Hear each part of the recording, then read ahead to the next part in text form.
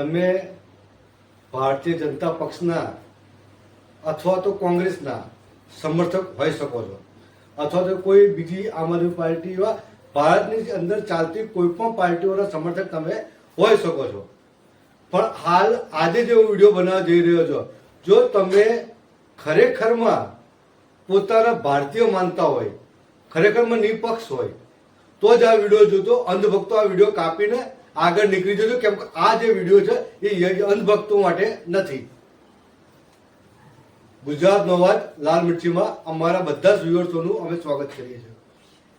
જેવી રીતે આપણે 22 ફેબ્રુઆરીના દિવસે જોયું, અમદાવાદ જિલ્લાના ધોળકા તાલુકાના રામપુર ગામની અંદર કોંગ્રેસ દ્વારા જન આક્રોશ એક સભાનું આયોજન કરવામાં આવે છે અને 21 ફેબ્રુઆરીના દિવસે ગુજરાતનો અવાજ લાલ મિર્ચી દ્વારા પોતાની ચેનલ ઉપર એક વાત કરવામાં આવી હતી કે ભાજપ અને આમ આદમી પાર્ટીના ઘણા લોકો જે 22 ફેબ્રુઆરીના પ્રોગ્રામની અંદર બહુ જ મોટું ધોળકા વિધાનસભાની અંદર ભંગોળ પડશે ને આપણે આ જોયું કે 22 ફેબ્રુઆરીના દિવસે કોંગ્રેસની અંદર રામપુર ગામની અંદર કેટલા લોકો ભાજપ અને આમ આદમી પાર્ટીનો પક્ષ છોડી અને કોંગ્રેસની અંદર જોડાયા. એટલે જે 21 ફેબ્રુઆરીના દિવસે જે લાલ મિર્ચી દ્વારા જે વાત કહેવામાં આવી હતી, 22 ફેબ્રુઆરીના દિવસે સાચી થઈ હતી.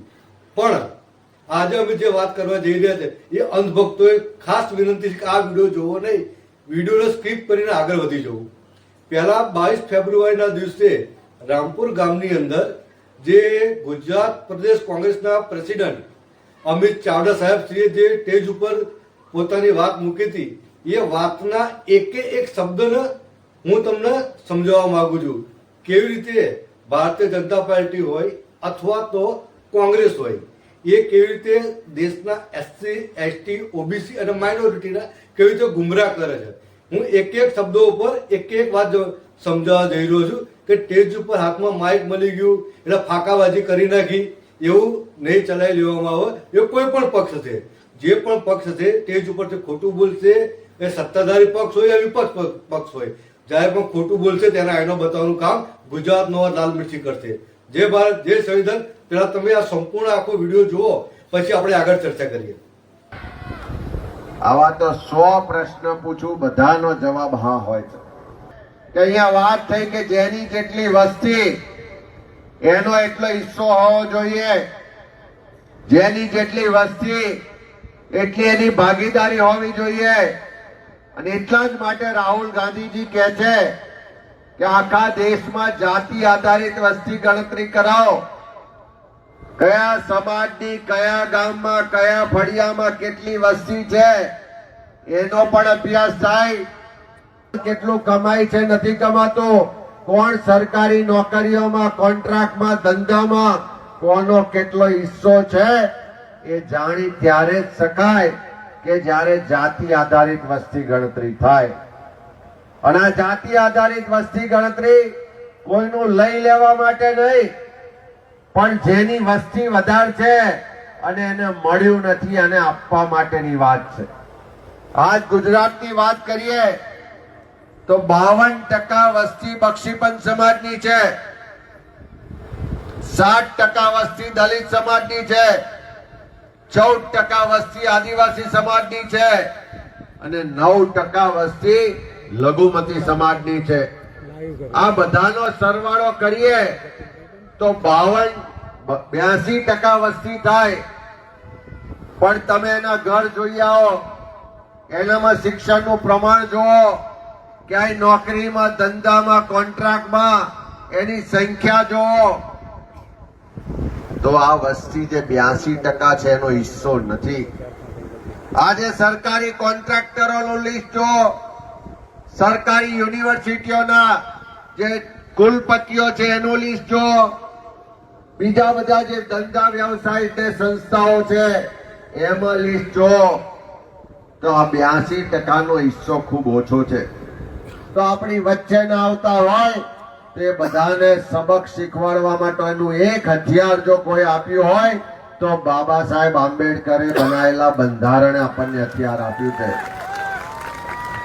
એ બંધારણ આપણને મતનો અધિકાર આપ્યો છે કે જ્યારે જ્યારે કોઈ ખોટું કરે, જ્યારે જ્યારે કોઈ આપણી વાત ના સાંભળે, જ્યારે જ્યારે કોઈ આપણી વિરુદ્ધનું કામ કરે કે વિરુદ્ધ કરવા વાળા, તો દર 5 વર્ષે એક દિવસ આવે છે કે તાલુકાનો હોય, ગામનો હોય, જિલ્લાનો હોય, વિધાનસભા હોય, લોકસભા હોય, બધી જ જગ્યાએ હિસાબ કરવાનો સમય આવે છે. અને એક દિવસ જો બરોબર ધ્યાન રાખીએ તો 5 વર્ષ સુધી વાંધો ના આવે. સ્થાનિક પ્રશ્નોને બાજુ પર મૂકજો, કારણ કે કોઈ પણ પક્ષની સરકાર હોય, બાળક ભણવા જાય એના માટે ઠેર ઠેર સ્કૂલો કરી, બાળક ભૂખ્યું ના રહે એની ચિંતા કરીને મધ્યાહન ભોજન યોજના લાયા, મફત કન્યા કેળવણી કરી, ભણ્યા પછી શિક્ષણમાં નોકરીઓમાં 27% અનામત આપવાનું જો કોઈ કામ કર્યું હોય તો કોંગ્રેસની માધવસિંહ સોલંકી સાહેબની સરકારે કામ કર્યું. આવા અનેક કાયદા કાનૂન લાવી આજે કાયમી ભરતી કરવાને બદલે પેલા કોન્ટ્રાક્ટ થી, આઉટસોર્સિંગ થી કામ લે છે.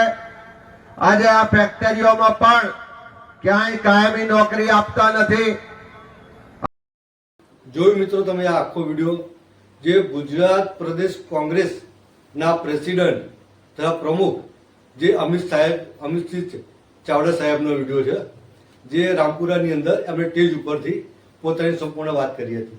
આ વિડીયોની અંદર તમે એક એક શબ્દને ધ્યાનથી સાંભળ્યો. હા, એ વિડીયોનો મેં લાંબો વિડીયો હતો, એને મેં કટ કરીને જે મુખ્ય મુદ્દાઓ પર વાત કરવા માટે લાવ્યો છું. કે શું જે અમિત ચાવડા સાહેબ શ્રીએ જે વાત કરી કે जिसकी जितकी સંખ્યા ભારી उसकी उतनी હિસ્સેદારી, તો શું કોંગ્રેસ આ વાતનો ફોલો કરે છે ખરી? કે શું કોંગ્રેસ પણ ભારતની અંદર રહેલા એસસી, એસટી, ઓબીસી અને માઇનોરિટીના લોલીપોપ આપે છે? એનું સીધું ઉદાહરણ આ તમને હું બતાવવા જઈ રહ્યો છું કે જ્યારે અમદાવાદ જિલ્લાના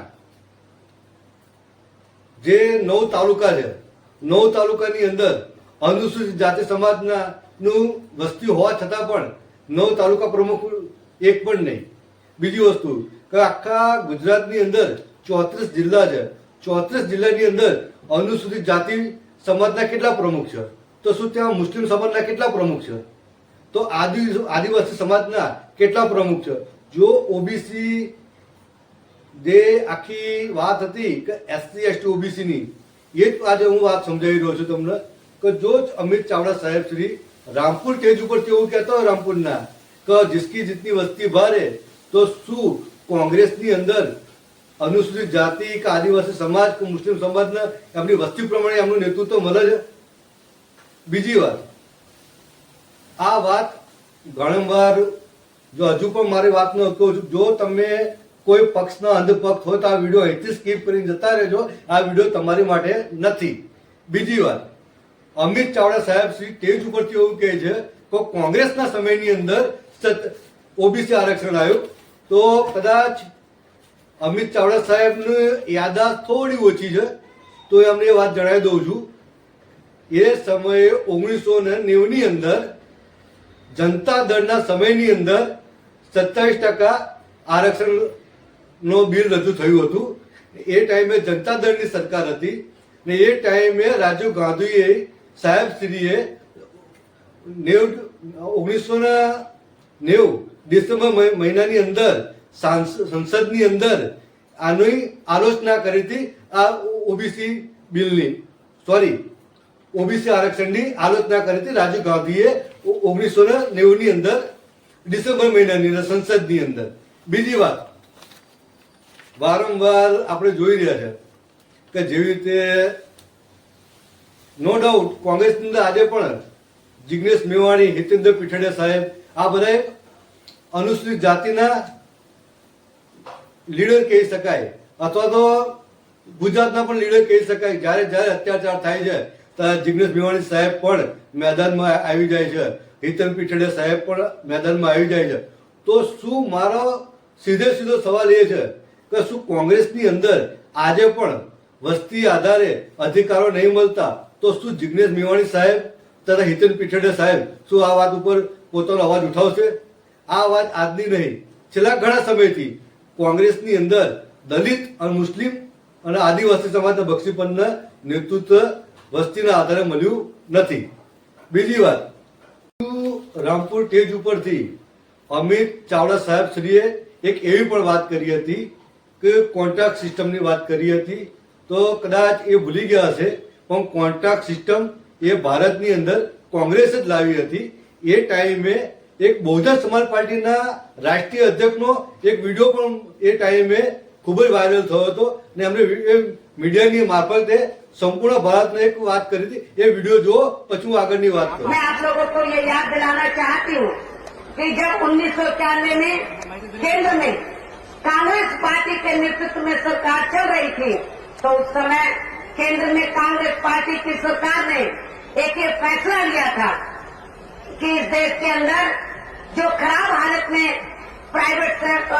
पब्लिक सेक्टर चल रहे हैं, तो उनको प्राइवेट सेक्टर को दे दिया जाएगा. उनको प्राइवेट सेक्टर को दे दिया जाएगा.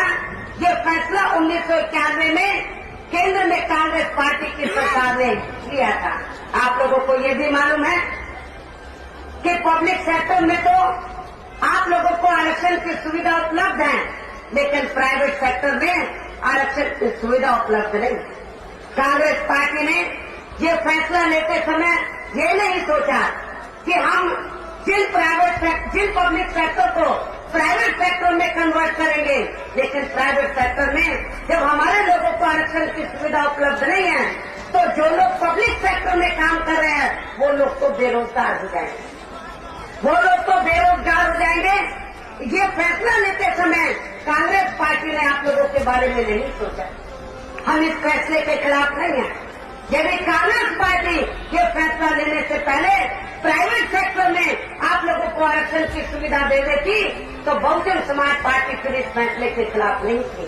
लेकिन कांग्रेस पार्टी ने 1991 में ये फैसला तो ले लिया, लेकिन ये फैसला लेने से पहले प्राइवेट सेक्टर में आप लोगों को आरक्षण की सुविधा उपलब्ध नहीं कराई. આ જો વિડીયો તમે એ બહુજન સમાજ પાર્ટીના રાષ્ટ્રીય અધ્યક્ષ બહેન માયાવતીજીનો ફોટો વિડીયો છે. એની અંદર ચોખ્ખું બહેનજી કહે છે કે કોંગ્રેસ જે આ પ્રાઇવેટીકરણ છે તથા કોન્ટ્રાક્ટ સિસ્ટમ લાયા છે એનાથી અનામત ખતમ કરવાનું એક કાવતરું હોઈ શકે છે. એ એક વાત આપણને જાણવા મળે છે. 1990 ની અંદર બક્ષીપતના આરક્ષણ મળે છે ને 91-92 ની અંદર એ કોન્ટ્રાક્ટ સિસ્ટમ આવે છે. તો શું આનાથી આ બક્ષીપતના વાતને સમજવી જરૂરી છે. બીજી વાત, દેશ આઝાદ થયો 1947 ની અંદર, એ પછી 1950 ની અંદર ભારતીય સંવિધાન લાગુ થયું. જો ભારતીય સંવિધાન 1950 થી લાગુ થયું તો જે બક્ષીપત આરક્ષણ છે એ ભારતીય સંવિધાન પ્રમાણે છે. તો 1950 થી 1990 સુધી કયા પક્ષના શાસનની અંદર ભારતીય સંવિધાન પ્રમાણે જે ઓબીસી આરક્ષણ છે એ લાગુ નહોતું થયું. આ આપણે અમિત ચાવડા સાહેબશ્રીએ સ્ટેજ ઉપરથી વાત કરવી જોઈએ. ક્યાં સુધી તમે બક્ષીપતનો લોલીપોપ આપશો? તમારે એ પણ વાત કરવી પડે કે કોંગ્રેસના શાસન દરમિયાન નહોતું મળ્યું આરક્ષણ, કેમ કે 1950 દેશ આઝાદ થયો હતો ને 1990 લગીન 90માં આરક્ષણ ઓબીસીને મળ્યું હોય તો 40 વર્ષ લગીન ઓબીસી સમાજના આરક્ષણ કેમ ના મળ્યું? એ કયા એ સમયે કઈ રાજકીય પક્ષ સત્તાની અંદર હતું? એ પણ સાહેબશ્રીએ વાત કરવી જોઈએ કે એ કયા નેતા હતા અને કયા સંગઠન કે કયા પક્ષના નેતા હતા કે જેમણે એવું સ્ટેટમેન્ટ આપ્યું હતું કે શું તેલી સંસદમાં જઈને તેલ કાઢશે, ધોબી સંસદમાં જઈને કપડાં ધોશે, કે કોળી કુર્મી સંસદમાં જઈને હળ ચલાવશે? આવું સ્ટેટમેન્ટ કોણે આપ્યું હતું?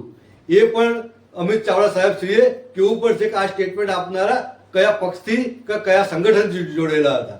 જય ભારત, જય સંવિધાન.